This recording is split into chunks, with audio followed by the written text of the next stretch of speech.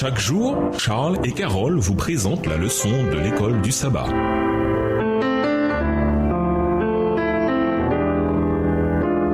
Bienvenue dans notre émission Dieu nous parle. Nous à la leçon 13, combattre pour la paix. Étude de la semaine, Éphésiens 6, versets 10 à 20, 1 Pierre 4, verset 1, 1 Pierre 5, verset 8, Ésaïe 59, verset 17, Ésaïe 52, verset 8 à 10, 1 Thessaloniciens 5, verset 16 à 18. Verset à mémoriser. Prenez en toutes circonstances le bouclier de la foi avec lequel vous pourrez éteindre tous les traits enflammés du mauvais. Prenez aussi le casque du salut et l'épée de l'esprit qui est la parole de Dieu. Éphésiens 6 et versets 16 à 17. Dans le classique de John Bunyan, Le voyage du pèlerin, rédigé alors qu'il était en prison, le héros chrétien est escorté jusqu'à l'armurerie d'un palais où on lui montre toutes les armes que le seigneur du lieu avait préparées pour les pèlerins, telles que épée, bouclier, casque, cuirasse et chaussures qui ne s'usent jamais. Il y en avait un si grand nombre qu'on aurait pu armer pour le service du Seigneur autant d'hommes qu'il y a d'étoiles au ciel. Avant de repartir, Chrétien est de nouveau escorté dans l'armurerie où on le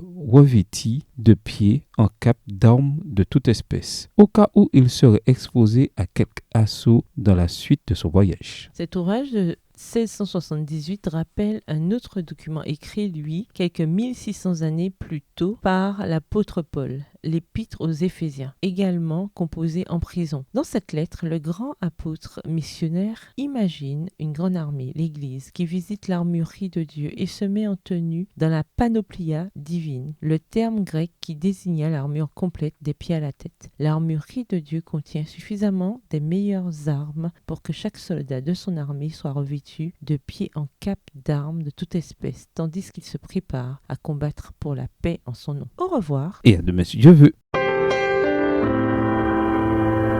Dieu nous parle. Chaque jour, Charles et Carole vous présentent la leçon de l'école du sabbat.